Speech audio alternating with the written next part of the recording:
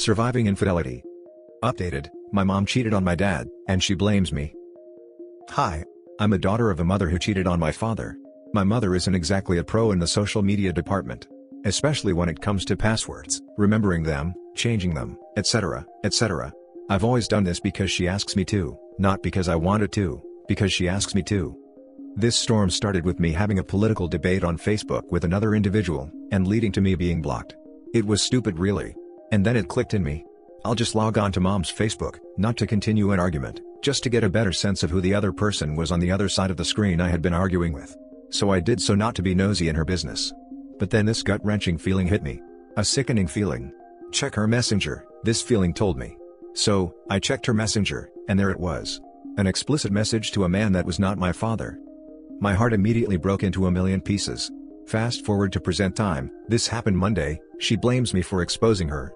You see, I knew when I met my mother face to face that Monday that she was not sorry, she was sorry she had been caught. She put up a front like she certainly tried. I told her I would not be the one to tell him. That she would be the one. And she did. I guess this only angered her more that I was not condoning her situation. She messaged me later that day and asked me for her passwords, and I reluctantly gave them to her.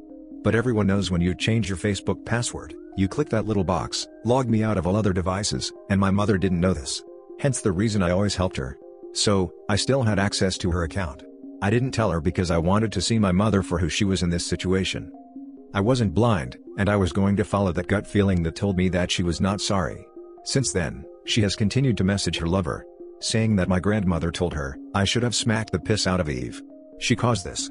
Eve wouldn't shut up until I told him, Eve has destroyed me, she has caused a mess. If Eve hadn't been nosy, I wouldn't be in this position. Newsflash, you wouldn't be in this position had you not cheated. Don't cheat unless you want to get caught. I hope her lover is worth losing, her only daughter, and husband of over 20 years. Now for the top advice before the update. This is not your fault. You hit it right on the head. She's not sorry, she is only remorseful that she was caught. If your dad blames you too, then that would be a tragedy, because all you did was expose a cheater. Cheaters are narcissists that only think of themselves and how things affect them. I'd hate to think that your dad would buy into her BS, but you never know, and you should prepare yourself in that eventuality. You can point him to this forum if necessary. You actually have the upper hand, because you can actually ask if the affair partner's wife knows. You actually hold the power over two families.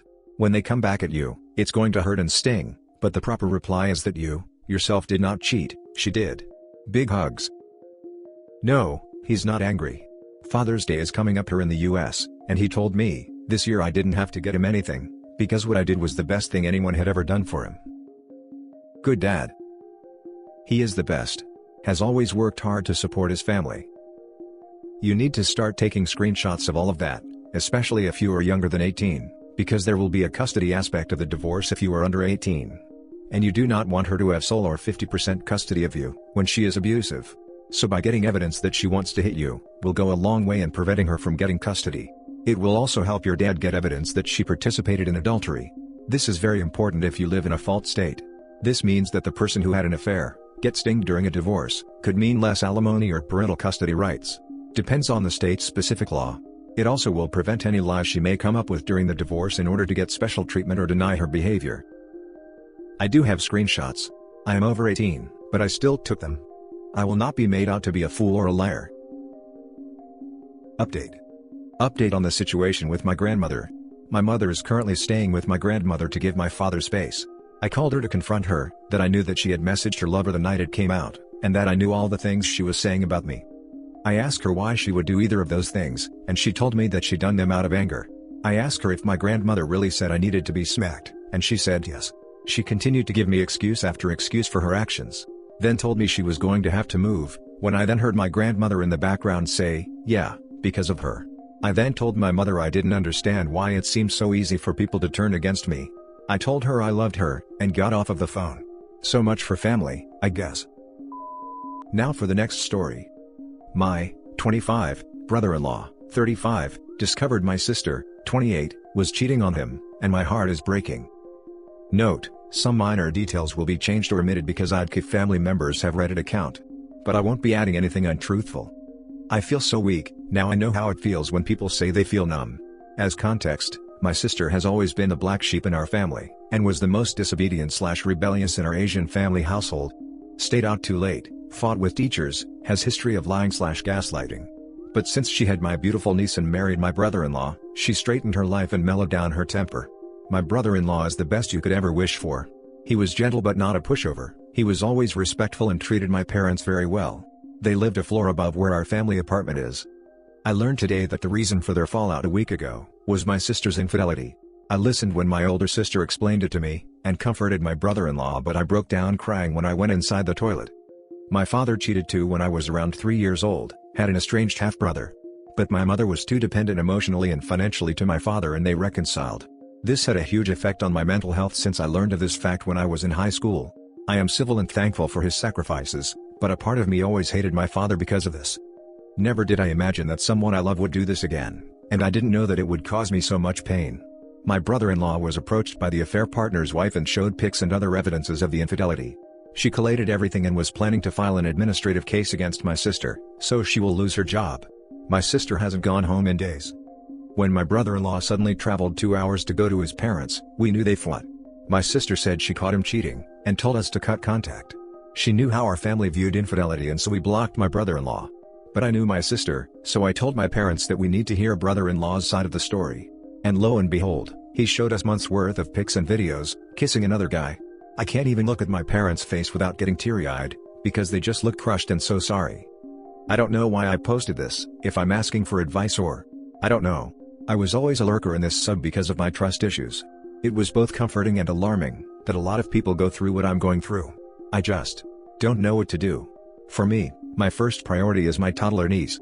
We don't know what my sister is thinking, and she denies everything. She doesn't know about the evidences. We are afraid she will get my niece and just disappear. Just had dinner full of tears with our brother-in-law and I'm sick to my stomach. Now for the top advice before the update. Support the bill. Remind the sister of how traumatic your father's infidelity was, and why is she acting the same.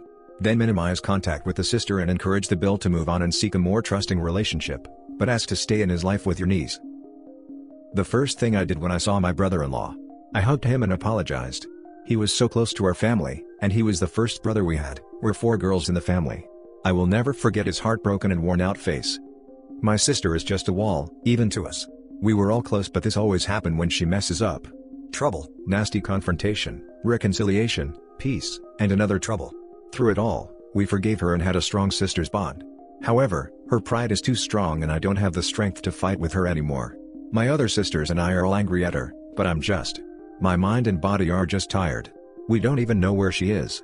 My parents and sisters are still trying to contact her now. From our conversation, I think my brother-in-law is trying to reconcile. Not 100% sure. After he learned of the affair, he waited for her to confess. Called her and asked if she had anything to confess. She said nothing. He said all he wants is to talk to her honestly. I don't know if my sister is trying to process the mess she is in, and I don't know if she wants to reconcile or not.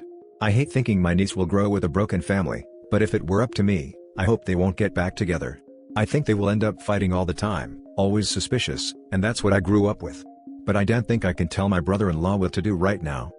Answering this question has made me realize the reason for posting this rant. It's because I am so confused right now, between loving and hating my sister, feeling so guilty towards my brother-in-law, and siding with my family, not because anyone is telling me to, but because my sister is my family. Maybe that's why I feel this way. This is an important reminder that cheating victimizes more than just the spouse or the children. It abuses entire families. You need to support your sister, but that means some very tough love. Supporting her means calling her out when she tries gaslighting, blame shifting, and anything else short of full accountability for what she's done, and how it has impacted those she loves. Tell her you love her and that's why you're not participating in her nonsense about it. Your first sentence was the first trigger to my tears, because my brother-in-law also said this to me when we were talking about the affair partner's wife, his parents, my parents, and just the huge number of people affected by my sister's infidelity. I know the hate and anger I'm feeling will subside, just like it did the previous times, and I will continue to love my sister. I never held back saying mean things to her if they were true, and emphasized on how the consequences also include hurting us, our parents, her family. I am dreading the confrontation and am scared about the end result, but it is inevitable that in the end, no matter how many profanities I throw out, I can't ever hurt her or leave her. My only advice would be don't turn your back on him. My brother's wife cheated, and eventually he was able to get over the heartbreak, but what he couldn't get over was losing her family. He was very close to her family, especially her mom, and they just forgot he existed after his wife left him. You don't have to be his best friend, but let him know he isn't worthless and didn't deserve this. Thank you for bringing this up. When my fiancé was outed as being a cheater, only my soon-to-be mother-in-law reached out, but eventually stopped, because she couldn't deal with knowing what her son had done. It killed me more, because not only did I lose 4 years of my life, but I was abandoned by people who I loved and now miss. It hurts to be ignored by people who you saw as family when you're the victim. Now for the first update. After reading the comments, I would like to clarify some things. A. No, I do not have romantic feelings for my brother-in-law. My father is a disciplinarian and the only guy in the family. We are 4 girls, so when we got a gentle and caring brother, he became a welcome male figure in our lives. He taught me how to drive, never hesitated to leave work when my sister called him for guy help. He has bonded with some of my boyfriends, and intimidated the creeps. It was refreshing, this kind of dynamic. We felt comfortable because he wasn't dad and we could trust him easily because he wasn't a temporary fling. He showed us that he was family. He never told us he loved/cared for us, but he showed us. And so did we. B. I am the official babysitter, because whatever I had going, I can cancel if it means I get to take care of my niece. We bonded a lot through the years and she means the world to me. My parents and sisters feel the same way. My niece grew up in an extended family setup, and so it is almost impossible to keep a problem to yourself. Everyone would try to offer help and you just have to ask for help or convey that you can solve it yourself. My sisters and I also grew up with a tight-knit bond. We had room to ourselves, but always ended up hanging out in one room, because we always loved doing things together until college, and then now where we all have work. But I never thought we weren't close anymore. Even we all became adults and started seeing each other less, and that's how it's almost an automatic reaction to run to anyone who is having a hard time. C. I posted this last night, when I was deeply emotional, and the shock of what happened was still very raw. Being so overwhelmed was a reaction to thinking that I had lost a really important part of my life. Because I know it's never going to be the same again. I knew that infidelity has permanent cracks that no magic glue can fix. I was so afraid of this happening again. After the fallout of discovering my father's infidelity years ago, I thought peace to our family has finally come, and only had happiness for the future. My niece was a welcome surprise and brought overflowing positive vibes. My oldest sister and her longtime boyfriend is planning to get married. My second oldest sister's dream job is within her reach after years of hard work. I am finally working at a job I enjoy and with people I like. My sister and brother-in-law told us they were trying for a second kid, and we were nothing but supportive. Then everything breaks down. I was probably extra hysterical on my post because in real life, I had to hold it up for my devastated old parents, defeated brother-in-law, and innocent niece. D. Yes, my family is the source of my happiness. I don't think this is being selfless or being a good person. For me, that's how it's normally supposed to be. This was how I grew up. I will drop everything I have going on, if it means I can be with the person I love. Not because I am too involved, or too nosy. It's because I honestly want to be there for them, and one of the feelings I hate the most in this world is the feeling of regret. I'd rather give my everything now rather than think of what ifs tomorrow.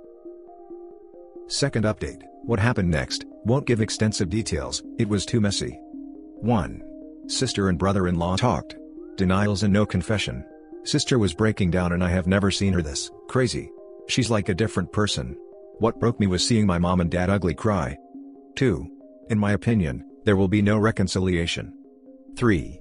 For the meantime, my niece will be taken care of by my parents as agreed by everyone. Because of COVID, I get lots of opportunity to work from home, and so I will take advantage of this. I want to personally take care of my niece too as much as I can. 4. Divorce is not the first option right now. It will be very difficult from where we are from. From the conversation, separation is the band-aid solution, while everyone tries to figure out the situation.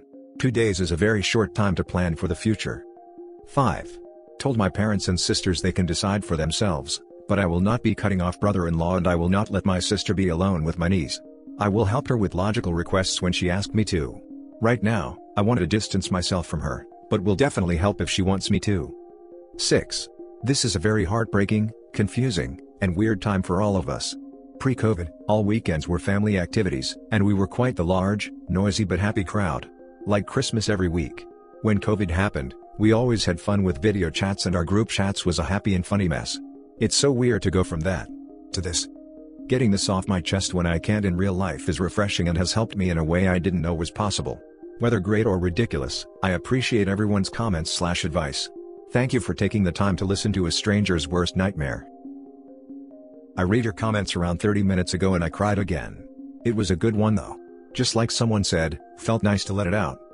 Don't have many close friends, and because of COVID, I have barely hung out with my best friend. We chat often, but I just can't seem to share this heartbreak to anybody, not even my family. They probably don't know how this whole situation is affecting me, and I don't want them to know. I can't put into words how liberating it felt to share this story here, and reading the comments is just a whole other level of high I haven't felt before. That somebody out there can give insights and hit the bullseye. Thank you, for everyone who reached out and gave virtual hugs. The comments are just full of eye-openers. The situation sucks, there are things that I can do and not do. I did not want or cause this situation, but it's happening anyway. And that's okay. This was an eye-opening observation. I was affected so much because my nightmares are coming true and the people I love are hurt. There are great advice such as separating myself from the situation, and not wallowing in too much guilt, and I like that. The idea is too good to be true, but baby steps. I want to try working on that. I don't know if I will continue to update what happens, but I sure will read and reply to the comments. Some are not the type of advice/comfort/reply I was expecting, but nevertheless appreciate them. And that's it for this video, guys. If you have thoughts to share, leave a comment below. Don't forget to hit like and subscribe if you like this content. I'll catch you in the next one. Good day, everyone.